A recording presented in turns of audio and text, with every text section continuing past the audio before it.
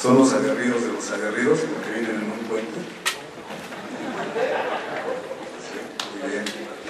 Y en esta ocasión quiero aprovechar el tiempo, hacer mi última exposición con ustedes, para platicarles algunas herramientas del análisis de la economía mundial. Si me apoyas con la siguiente foto. La vez anterior les daba este esquema. Este esquema habla de los flujos más importantes que hay en la economía: la producción en la parte de arriba y en la parte inferior la circulación del capital. Pero este mismo esquemita nos va a ayudar a introducir los elementos básicos de la teoría de la crisis. En la vida real, esto es un circuito continuo de capital. Las empresas producen, los capitalistas producen mercancías, servicios, los trabajadores agregan valor más allá de lo que nos pagan, un valor excedente. Se crea una masa de mercancías a nivel mundial que decíamos la vez pasada que para el año 2012 sumó 71 millones de dólares. Y después esa masa de mercancías tiene que dar un gran salto, tiene que brincar el charco para lograr venderse este cúmulo de mercancías y de servicios. El momento en el que llegan al mercado pueden suceder una multitud de circunstancias, pero básicamente las dos son fundamentales: que se venda lo que se produjo o que no se venda. Si se vende, continúa el flujo de este capital ya transformado de mercancía en dinero y empieza a recorrer los distintos circuitos financieros hasta regresar como una reinversión del empresario y nuevamente el ciclo. En el caso de que no se venda, ahí empieza a haber problemas porque tanto la inversión como el excedente de capital producido por la clase obrera mundial está latente en cada mercancía que no se vende y que está atascada en los mercados. Y cuando esto ocurre, empieza a haber atrofiamientos en el circuito financiero, en el circuito del capital, y si esto tiene un proceso de agravación, se desata la crisis. Pero la crisis, no crean que nada más se produce en los mercados porque no se vende el cúmulo de mercancías y servicios. La crisis se puede generar en cualquier momento del circuito del capital.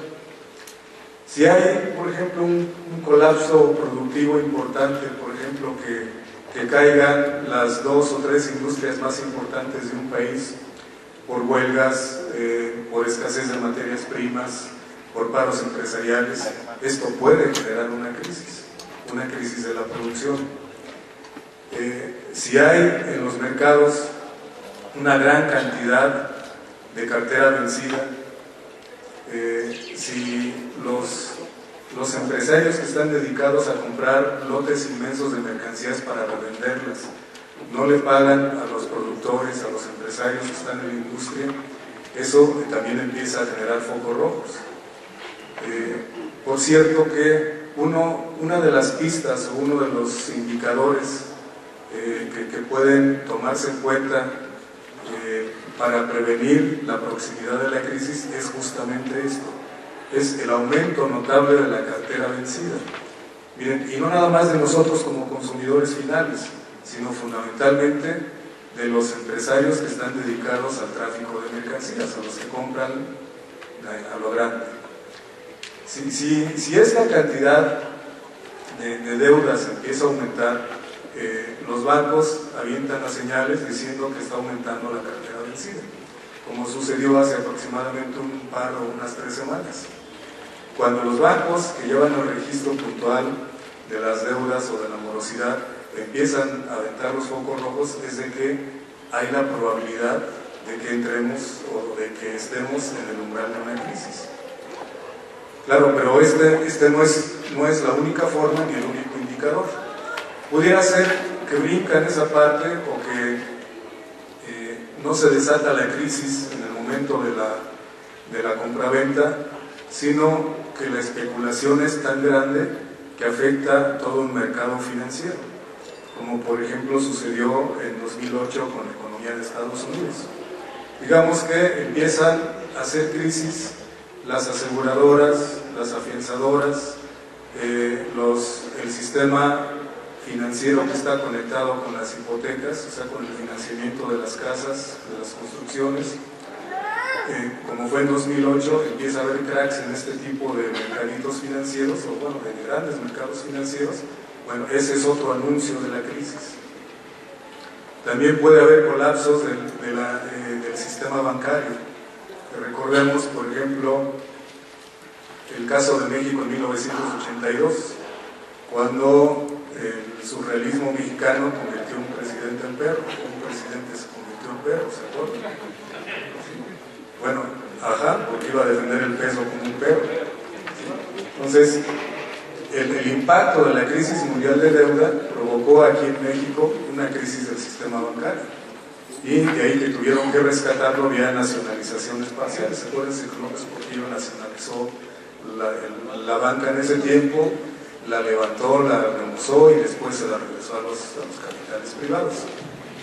Bueno, todo esto para indicarles que este circuito continuo, si llega a interrumpirse más allá de lo permisible, en cualquier punto, ya sea en el capital comercial, en los bancos, en el sistema intermediario, en las bolsas de valores, esto puede generar distintos puntos de manifestación de la crisis y desatarla. ¿Qué ocurrió en 2008? Simplemente ahí les comento como agregado. Las crisis no solamente se pueden dar de un solo tipo, al mismo tiempo. Las crisis pueden ser simultáneas en distintos mercados, de lo que estamos observando aquí en el esquemita. Puede haber una crisis del mercado mundial, una crisis del capital comercial, en el sentido de que pues, no se está vendiendo lo que se produce, pero al mismo tiempo puede darse una crisis bancaria, o puede darse una crisis del mercado accionario. Puede suceder que incluso al mismo tiempo se esté presentando una crisis de las mercancías más importantes del planeta, como por ejemplo el petróleo, la electricidad o en su tiempo la industria del algodón. Puede también presentarse el caso de que se sincronice esto con una crisis del sistema monetario internacional. Cuando los mercados empiezan a hacer crisis de manera simultánea, o se sincroniza en el tiempo el estallido de la crisis de estos varios tipos de mercado, ahí es donde empezamos a tener una crisis de dimensiones planetarias. En economía se les llama crisis generales del capitalismo. ¿Cuál es un ejemplo de esto? Lo que vivimos en 1970-73 y en 2008. ¿Cuál es la característica? De que en distintos puntos del circuito del flujo del capital o en distintos mercados se presenta la crisis de manera simultánea y en las principales naciones desarrolladas o imperialistas. Entonces, entre más sincronía, entre más tipos de crisis se sincronicen y entre más países desarrollados abarquen, mayor es la profundidad de la crisis y mayor es su impacto en el tiempo. Nosotros estamos todavía viviendo los efectos de una crisis general como esta, de 2008, y una de las características es que el crecimiento de la producción mundial no va a ser tan sostenido como antes de 2008, va a ser más disminuido. Y va a haber otra característica que ya se está presentando ahorita. Creo que pasaremos a las dos siguientes, por favor. Ahí mero. Gracias. Si ustedes observan, en 2008 se desata la crisis, en 2009 se llega a su fase más aguda de estancamiento. Esto en la teoría marxista se dice con categorías muy exactas. Dice, si nosotros estamos en el frenesí de la producción, en el auge, que fue aquí el caso de 2007, cuando esta producción se desploma, se desata la crisis. No se empieza a desacelerar, como nos dicen los voceros oficiales de los gobiernos. No se empieza a a disminuir de manera suavecita, ¿no? Una crisis es violenta y lo que hace es desplomar de manera súbita la tasa de ganancia de las principales economías o de los principales consorcios a nivel mundial. Bueno, ese es el momento que nosotros observamos en 2008. Si ustedes observan, sigue yendo en picada. Ya cuando tenemos abajo de ese 3% entre 2008 y 2009, hay una nueva fase del ciclo o de la crisis, que es su fase de estancamiento. ¿Qué caracteriza la fase de estancamiento? La destrucción del capital excedido o del capital sobrante que se produjo en la fase de prosperidad. La parte más baja, el punto más bajo del estancamiento fue 2009. Pero si observan, a 2010 hay una recuperación muy pronta, casi igual a como se tenían en los años 2006 y 2007. Esto no fue natural. Esta inyección, esta recuperación fue artificial.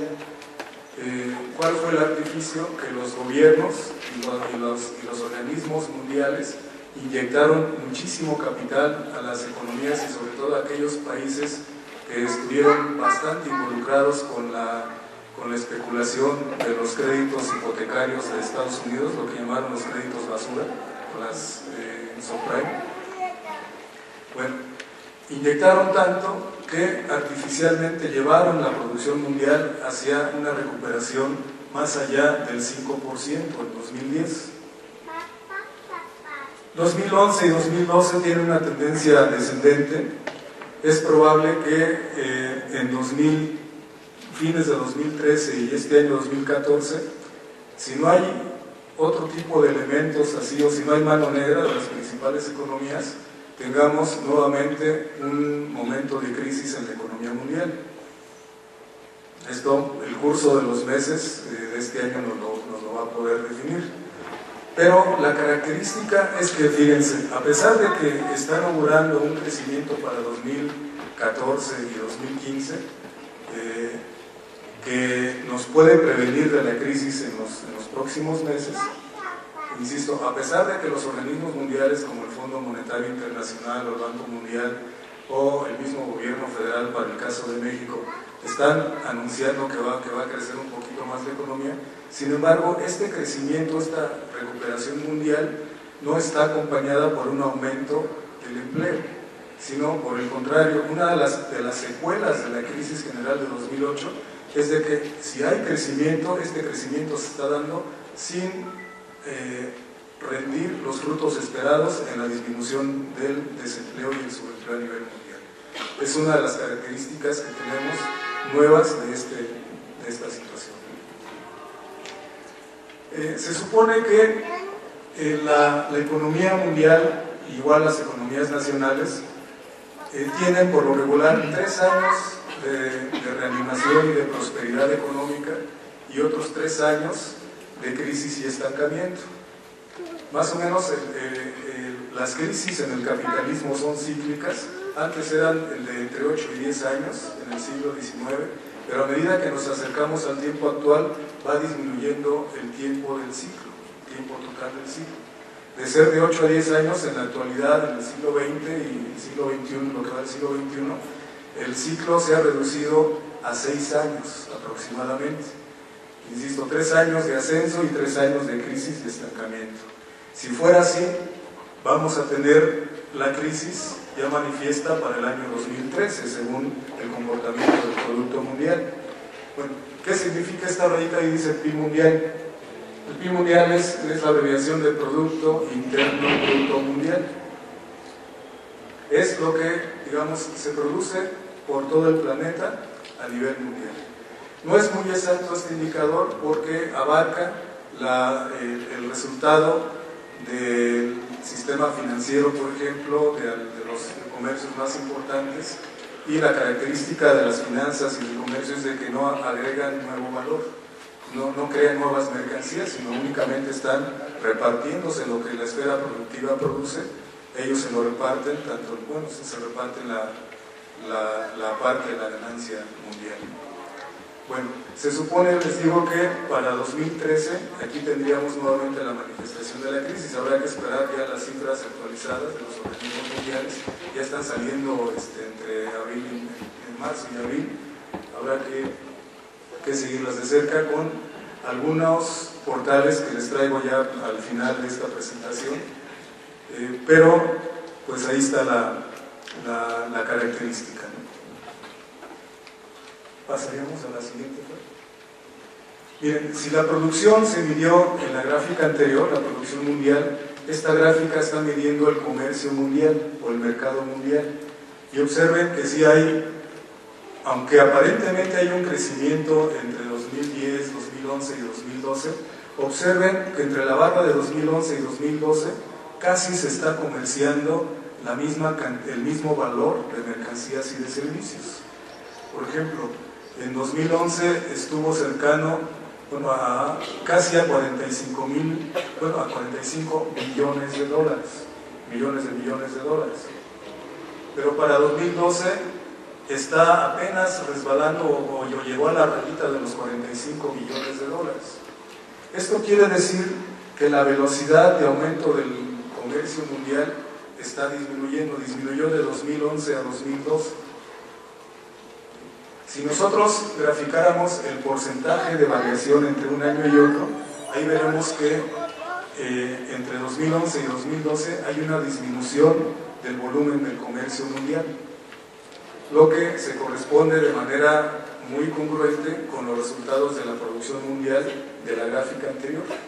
En conclusión, revisando las cifras de la economía internacional, nosotros estamos observando que 2012 es un año de desaceleración o de disminución de la actividad productiva mundial, pero también de disminución del comercio mundial de mercancías y de servicios, lo que sí está mandando señales de que tendrá probabilidad de que en 2013 se haya ya desatado o se haya formalizado ya la crisis a nivel mundial.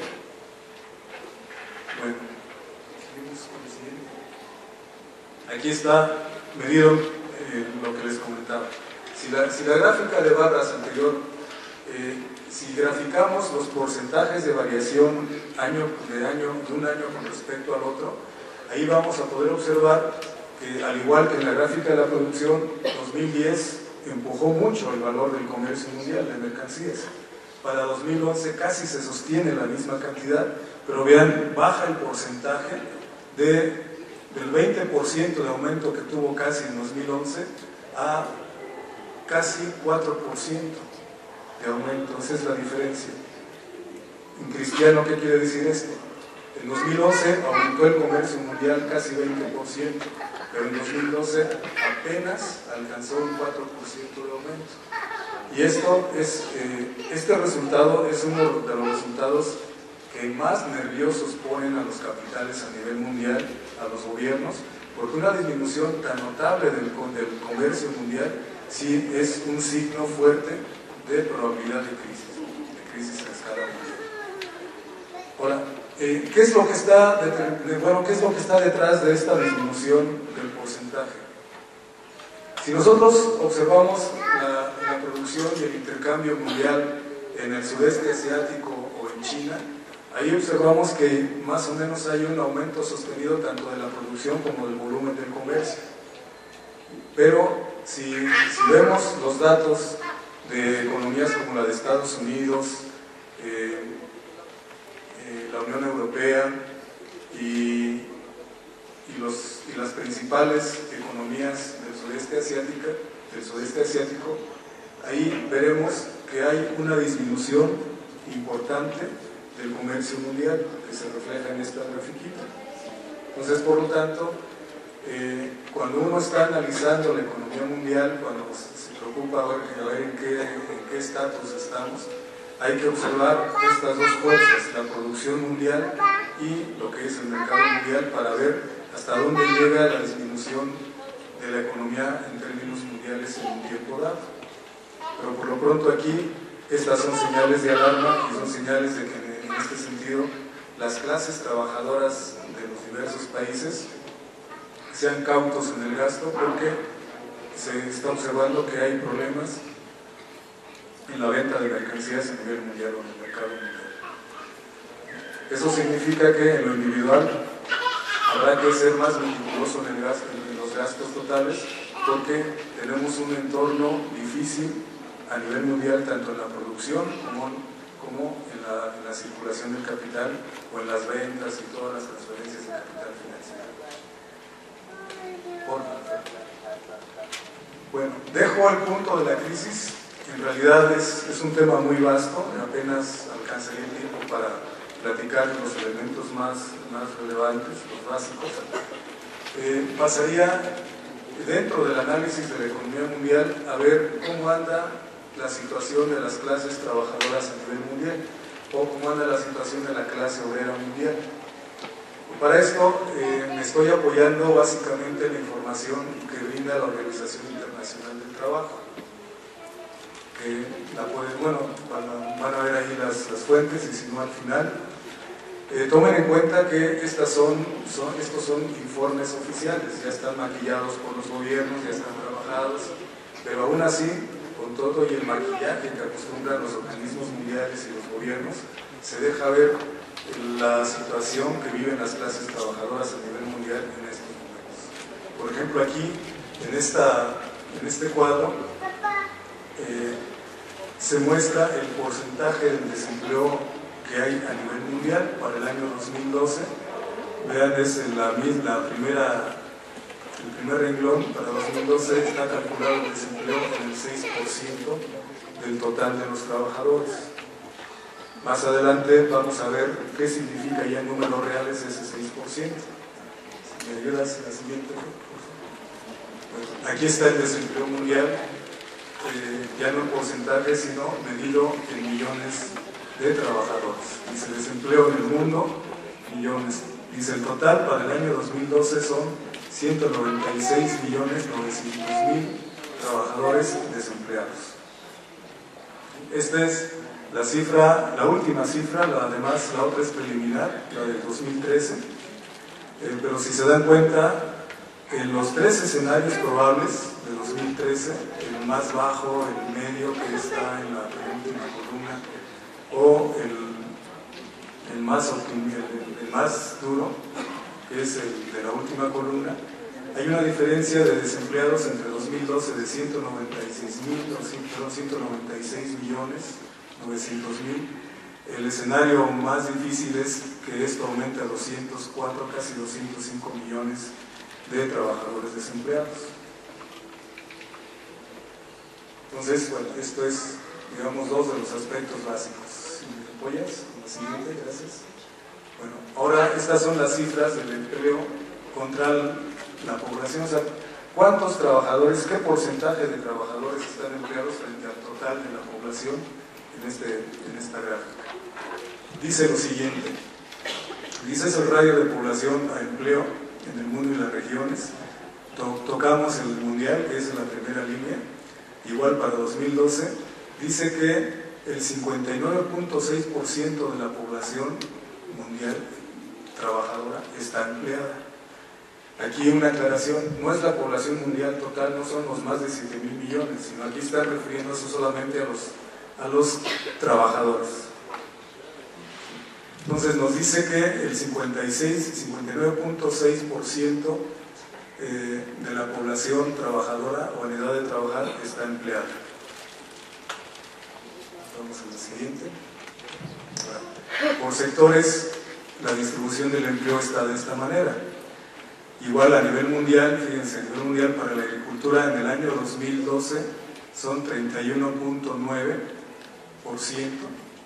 O sea, en la agricultura el 31.9% de los trabajadores a nivel mundial está ocupado en la agricultura para el año 2012.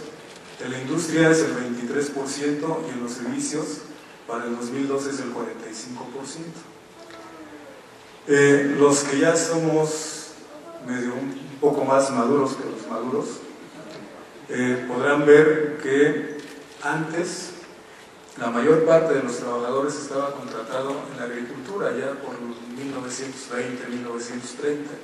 Después se da un proceso de industrialización a nivel mundial y la mayor cantidad de los trabajadores ocupados lo hacía en la industria.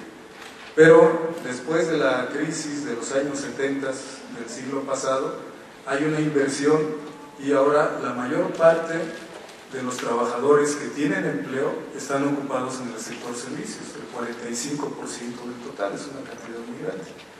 Y en la agricultura pues es el 31.9%, y vean, la industria, que es la que genera más valor, es la que tiene el menor porcentaje de trabajadores ocupados, con el 23% para el año 2012, que es la primera cifra del primer renglón. ¿Estamos? Ya tengo media hora platicando. Bueno, aquí les doy una de las categorías más importantes para nosotros como trabajadores. Una de las formas que tiene la Organización Internacional del Trabajo para esconder la realidad es este concepto llamado empleo vulnerable. Entonces, de vulnerable pues uno se imagina muchas cosas. Ya cuando uno lee el texto de la Organización Internacional del Trabajo, se da uno cuenta que dice, se define como empleo vulnerable aquel empleo que no es permanente, o sea, que no está bajo un contrato permanente. Es empleo vulnerable aquel empleo que no está regido por contratos colectivos de trabajo y por lo tanto que no tiene prestaciones definidas ante la ley, estables. Entonces esto más o menos como a qué les huele en la vida real de México. ¿Cuáles son los empleados vulnerables en México? La economía informal, exactamente. Entonces vean, aquí la Organización Internacional del Trabajo está dejando ver una realidad que no sé si decía de manera consciente o inconsciente, pero la está dejando ver. Nos está diciendo que para el año 2012, del total de trabajadores que tienen empleo, el 48%, 48.0%, está bajo esta categoría, bajo empleado vulnerable. Eso quiere decir que el 48% de los trabajadores a nivel mundial están en la economía informal, con todo y el maquillaje de estas cifras de la institución del trabajo. Entonces, quizás en la realidad el empleo, el empleo informal rebasa el 50%, pero aquí la OIT está reconociendo que el 48% de los empleados a nivel mundial no están regidos bajo un trabajo estable y con prestaciones. O sea, es economía informal, y la economía informal en el análisis económico en realidad no es empleo, es subempleo. Un trabajador informal, los compas que están ahí en San Cosme o que están en el Zócalo con sus puestos en el tianguis, esos son trabajadores subempleados, porque no hay garantía de que llegue la camioneta y ya les echa a perder el día, ¿no? O sea, todo este grupo, este cúmulo de trabajadores que están amparados bajo la economía informal, en realidad son subempleados. Y habrá que considerarlos no como empleos seguros, como empleos formales, sino como empleos informales. ¿Cuánto es este 48%? Lo vemos en la gráfica que viene, en el cuadro que viene, perdón. Equivale para el año 2012, vean, a 1.489 millones de trabajadores a nivel mundial. Bueno, esta es una cantidad grandísima. 1.489 millones de trabajadores son empleados, son subempleados a nivel mundial. Ahora vamos a ver, si no mal recuerdo, en el siguiente cuadro, vamos a ver cómo anda el empleo y la pobreza. Fíjense. La OIT tiene dos maneras de cómo medir la pobreza, lo que ellos entienden como pobreza, porque no es igual a la manera como realmente se vive la pobreza en cualquier parte del mundo. Ellos tienen dos parámetros para medir la pobreza. Los pobres que reciben hasta $2 diarios en su trabajo, en cualquier trabajo, ya sea formal o informal o el informal del informal, ¿no? Pero se dice, se es pobre por la Organización Internacional del Trabajo cuando se perciben hasta $2 diarios. Y se es pobre extremo, o sea, hay gente en pobreza extrema cuando percibe solo hasta $1.25. que es el contenido de este cuadro. ¿Cuántos trabajadores a nivel mundial que están empleados? Fíjense, ellos son parte del empleo según la OIT, pero hay a nivel mundial para el año 2012, fíjense, en porcentaje, que es la parte derecha, 12.4% de los pobres son pobres extremos o viven en pobreza extrema. Fidel Castro hace como unos 4 o 5 años daba otra nueva categorización de este grupo de trabajadores. Dice, en realidad son los hambrientos a nivel mundial. Dice, porque bueno, se puede vivir con $1.25. Dice, es muy difícil. Ni siquiera en los países que tienen los poderes adquisitivos más bajos. Ese 12.4% equivale en el año 2012 a 385 millones de trabajadores. Vean, desde el lado izquierdo el número de trabajadores que están en millones. El 12.4% equivale a 385 millones de trabajadores que tienen empleo, pero que ganan hasta $1.25. En el siguiente cuadro veremos lo que definen como pobreza mundial, aquel trabajador que alcanza a percibir hasta $2 diarios, o sea, 26.50 pesos mexicanos, de acuerdo al tipo de cambio de estos días. ¿Cuántos son los trabajadores pobres o la pobreza a nivel mundial? Dicen, para 2012 es el 27.4%, que equivale a 851 millones de trabajadores. ¿Se acuerdan de cuánto era el total de trabajadores empleados? Está en las gráficas anteriores, ahorita hacemos un resumen, pero estos datos son muy fuertes. Es, digamos, para traerlos a la realidad, ¿de cuánto es el salario mínimo en México? 62, 63 pesos aproximadamente. ¿Eso a cuántos dólares equivale? Como 5 dólares. Fíjense, todos los mexicanos que reciben el salario mínimo no ganan $2, ganan hasta $5. ¿Se puede vivir con $5 diarios en México?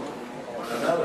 Y sin embargo, para la Organización Internacional del Trabajo, o sea, para la Organización de Naciones Unidas, la OIT es una entidad dependiente de la ONU, los trabajadores mexicanos que ganan un solo salario mínimo no están considerados como trabajadores pobres.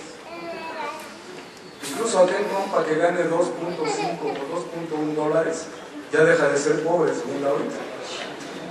Por esa razón, el Cordero de Dios, que quitó el pecado del mundo, ¿se acuerdan? Estaba pensando en estas cifras, porque solo a él se le ocurría que con 6,000 pesos mensuales se podía vivir de manera digna en México. Entonces, ¿cuál es la conclusión? La mayor parte de los trabajadores formales o informales en México no son pobres porque rebasan la línea del pago de los $2 diarios. Entonces, vean la gran distancia a la que está la OIT de la realidad. Entonces, estas cifras tómenlas con pinzas. Son un reflejo parcial de la realidad, pero incluso este reflejo parcial nos aborda situaciones muy difíciles, como por ejemplo que casi la mitad de la población mundial, de los trabajadores del planeta a nivel mundial, somos subempleados, o están en la categoría de subempleados. O sea, no pueden esconder la realidad por muy maquillado que nos lo planteen ahí en sus libritos. Pasamos a la siguiente, Fer, por favor. Hijo, lástima que no se ve esto.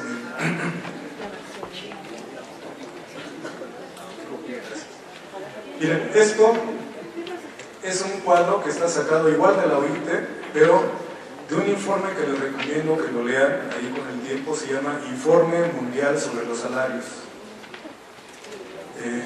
Igual lo pueden descargar de la Organización Internacional del Trabajo. Toda esta información que ven se puede descargar de manera gratuita, todo lo que les prepare. Informe Mundial sobre los Salarios. Aquí dice, esta es la participación de los salarios en el ingreso total de cada país. O sea, ¿qué porcentaje del ingreso total de su país están recibiendo los trabajadores? Y nos dicen, por ejemplo, que en Austria, vamos a ver el periodo 2008-2009, que es la 1, 2, 3, 4, la quinta columna. Nos están diciendo que el 61.3% del ingreso total que mueve el país de Austria, el 64, ¿no? Creo es el 61.3%, a eso, esa es la participación que tienen los trabajadores asalariados en el ingreso total de Austria. O sea, es el monto global de salarios que perciben en Austria. Casi el 40% restante lo tienen las clases medias y la burguesía, ¿no? Los empresarios. Pero vean, en Europa, por ejemplo, en Bélgica es del 67%, en Dinamarca es del 74%. El 74% del ingreso total de un país es de los salarios de los trabajadores. Vamos a ver, por ejemplo, el caso de España con toda su crisis. Fíjense, a pesar de que ha sido uno de los grandes focos rojos que tiene la Unión Europea, sin embargo, del ingreso total, los trabajadores reciben el 67.8 o 0.0%. O sea, tienen una buena participación en toda la riqueza que se genera en un año. Abajo dice miembros recientes de la Unión Europea. Veamos el caso de Eslovaquia. Eslovaquia tiene el 44% del salario en el ingreso total, en la riqueza total que se mueve ahí en Eslovaquia. ¿Hay cifras para México? Sí, vienen en el siguiente cuadro.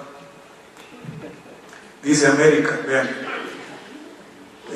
No hay datos para 2008-2009, hay datos para 2004-2007, pero observen, Canadá, los trabajadores participan con el 59.7% del ingreso total que mueve ese país. México ocupa, los trabajadores mexicanos gozan del 29.9% de la riqueza total producida en el país. O sea, el porcentaje de la masa salarial en el ingreso total de México es eso. Eso es lo que consumimos todos los trabajadores mexicanos. Vean si hay un porcentaje más bajo del 29.9 entre 2004 y 2007. La OIT aquí está recogiendo información de la Organización Económica de la OCDE para la cooperación y el desarrollo. Ahí no están todos los países, pero sí están los más importantes a nivel mundial. Eso quiere decir, fíjense, que de la organización a la que nos metió Carlos Salinas de Gortari para llegar al primer mundo, ¿se acuerdan que con eso nos vendieron esa definición? De todos los países que integran la Organización para la Cooperación y el Desarrollo, México es el que ocupa, los trabajadores mexicanos somos los que menos porcentaje de participación tenemos en el ingreso total, o en la riqueza que se mueve en un año. Entonces, pues, es drástico la situación. Esto nos va a ayudar mucho, por ejemplo, en el debate político ideológico con los empresarios, con la gente de relaciones laborales, con otras instituciones. Ahí están las cifras, y son cifras oficiales, no las estamos inventando. Entonces la conclusión es de que, así como ocupamos los lugares ínfimos o más bajos en la OECD, por ejemplo, en porcentaje de penetración de internet o de banda ancha, en la pobreza, ocupamos el último lugar. O sea, somos de los más pobres, o los más pobres en la OECD. Incluso más abajo que Turquía. Turquía es un país que tiene una economía similar a la nuestra, aunque es un poco menos dinámica que México. Bueno, hacemos un resumen de todo esto. Les saqué el dato no encontré el de 2012, de la población total mundial, pero éramos como 7.1 mil millones de habitantes en 2012.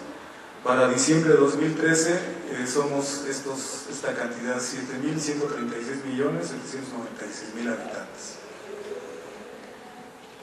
Aquí hice un estimado. Con la información que da la OIT, se pueden sacar los empleados, los que están desempleados, los subempleados, los que están en la pobreza extrema, los pobres, pero no se puede sacar el total de trabajadores a nivel mundial. Es como si me preguntaran, bueno, ¿cuánto es, de cuántos estamos hablando que componemos la clase obrera mundial? Entonces, ese dato no lo calcula la OIT por razones que ahorita les explico. Yo calculo que somos, y conservadoramente, el 80% de trabajadores de la población total mundial. Me quedo así corto porque somos más. Hemos de ser como 87% los que vivimos del salario a nivel mundial. Bueno, suponiendo que somos el 80%, vean, de esos 5.600 millones de habitantes que somos clase obrera, la población económicamente activa a nivel mundial son 3.478.5 millones de habitantes. De ese universo de población económicamente activa, usando las categorías que se hacen en México para la comparación mundial, empleados hay 3.102.291.000. Este dato lo infiero con regla de 3 del dato que da la OIT del empleo vulnerable. Desempleados, acuérdense, se da la cifra de 196.900.000, subempleados 1.489, pero vean, ¿para qué nos sirve este dato? Para calcular lo que en el Capital de Carlos Marx se habla del ejército industrial de reserva. O sea, queremos calcular cuál es el desempleo y el subempleo totales. ¿Se puede hacer? Sí, se puede hacer. Con las cifras oficiales, se puede hacer con las cifras oficiales. Aquí lo que tenemos que hacer es sumar los subempleados y los desempleados. Ahí tengo un error. Y se suma desempleados y subempleados. Ahí, por favor. Bueno, ahí les mando corregida la lámina, ¿no? A través de Fer. ¿De cuánto estamos hablando que es el ejército de desempleados y subempleados a nivel mundial? De 1.686 millones de trabajadores con sus respectivas familias, que equivale al 51.37% del empleo mundial. Entonces, en conclusión, las propias cifras oficiales nos indican que solamente el 49% de la población trabajadora mundial tiene empleo seguro. El 51% está desempleada o subempleada. Y de esos empleados y subempleados, el 48% viven cuando mucho con $2 diarios. Estamos hablando de millones de trabajadores de África, de Asia incluso, por ejemplo en la India, en Pakistán, hay muchos trabajadores que reciben menos de $2 diarios, ¿sí? Y del caso de América Latina, incluyendo México, porque en el campo hay muchos millones de trabajadores que no reciben $2 diarios. Por ejemplo, les doy el caso, allá como por 1998, iba a la presa de Zimapán, en Querétaro, y le dio un ray a un chavito como de 16 años. ¿Sabe cuánto le pagaban en 1998? 6 pesos diarios. Y yo creí que me estaba choreando, pero cuando ya llegué a su casa, dije, sí, me está diciendo la neta. Vivía en una cueva, el chavo, porque ya en el horizonte de la Sierra de Querétaro hay un tramo muy grande donde no se ve más que puras rocas y blancas. Entonces, pues, sí es creíble. Bien, estos son datos, digamos, este es el resumen de las gráficas, de los cuadros que les saqué de la OIT. Más adelante, en la siguiente, paso a otro tema. Lo voy a abordar un poco rápido, porque quisiera que tuviéramos más tiempo para intercambiar ideas. Este es digamos, es un tema diferente, es una herramienta muy importante para los trabajadores que tenemos, sobre todo en la negociación con las empresas. ¿Cómo podemos calcular la riqueza que producimos? Y de esa riqueza que producimos, ¿qué porcentaje o cuánta riqueza se apropia nuestro patrón de lo que le damos a ganar en un día, en una jornada o en una semana? Es como decir, de cada peso que me paga Luz y Fuerza del Centro, que me pagaba Luz y Fuerza del Centro, cuánto le voy a ganar. ¿Sí? Comúnmente decimos de ganancia o de excedente. ¿Cómo sacamos esto? Bajo esta forma. Esta es la última información que publicó Luz y Fuerza del Centro en internet antes de la disolución, en septiembre de 2008. Es el último dato que hay. Dice, tenía de ingresos totales 37.033 millones de pesos. De esos, se depreciaba y amortizaba el equipo en 1.115 millones de pesos.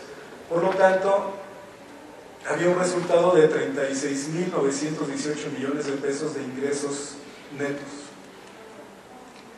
Los salarios, incluyendo las prestaciones básicas, 2.699 millones de pesos. Por lo tanto, de esos ingresos totales de 36.900 millones, si le descontamos los 2.699, tenía un excedente de 34.219 millones de pesos. Si me apoyas con la siguiente, por favor.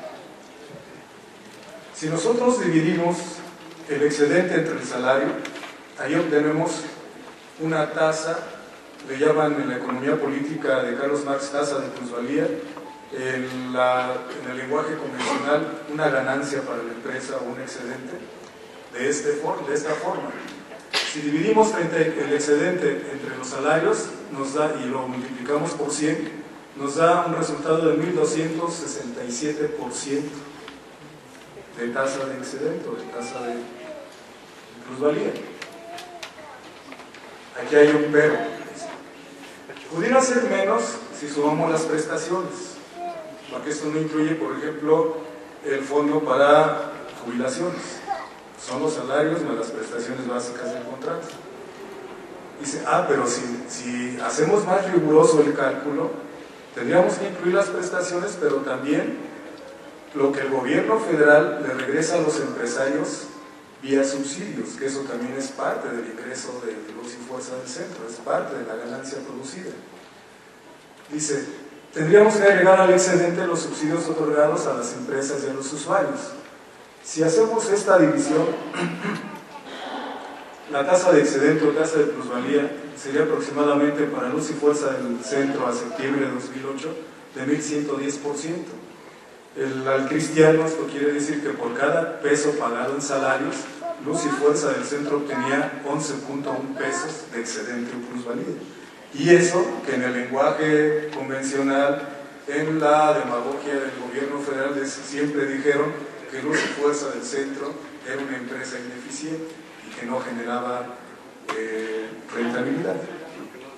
Entonces, ahí están las cifras, pueden checarlo. Si ustedes conservaron los estados de resultados y los estados financieros de septiembre de 2008 de Luz y Fuerza, pueden corroborar esta situación. Sí. Me confundo un poco porque también la empresa, disculpen la interrupción, la empresa también tenía gastos en términos de los combustibles, del pago de la energía en bloque, CFE, ¿eso dónde entraría ahí en el cálculo? Y otros gastos que tenía. Bien, este 12.67 lo saco del ensayo que publicamos Víctor Palacio, algunos de ustedes lo conocen, porque también iba a cuadros sindicales. Él lo que hace es restar solamente la depreciación y la amortización, bajo esta lógica. Luz y Fuerza del Centro casi no consume en materias primas, es muy poco. Entonces lo que yo hago es incluir las materias, el gasto de materias primas, aceites, combustibles, o sea, todo lo que se usa como materia prima básica o secundaria en Luz y Fuerza del Centro. Bueno, incluyendo eso, a mí me sale el cálculo de 1.110%. Claro, a ustedes les va a salir menos porque, ojo, hay que considerar que los subsidios a la industria, los subsidios a la población en general son parte del excedente que ustedes producen, solo que están diferidos de manera directa a los empresarios o van a los millones de diablitos que hay en todo el país. Esas pérdidas también se tienen que calcular porque son parte de la riqueza que ustedes mismos produjeron. O sea, el hecho de que ustedes lograran sus jornadas, sus 8 horas de jornada, de ahí salía para estos resultados, pero también salía para diferir costos muy bajos, o de plano para que recibieran gratis la energía eléctrica los grandes consorcios en el país. De ahí, desde su esfuerzo también salía para el consumo de todos los diablitos. O sea, todo eso era riqueza generada por ustedes, pero que no se contabilizaba financieramente por el gobierno federal. Claro, yo sí me incluyo. ¿En qué me apoyo? En las mismas declaraciones que hacía el general como 2 o 3 años antes. El Comité Central hacía cálculos regulares de la masa de subsidios que se daba a todos los usuarios. Y también de los subsidios, eso sí los reconocía el gobierno federal, que iban a las grandes industrias. Eso hay que contabilizarlo como parte de la riqueza que ustedes producían año con año.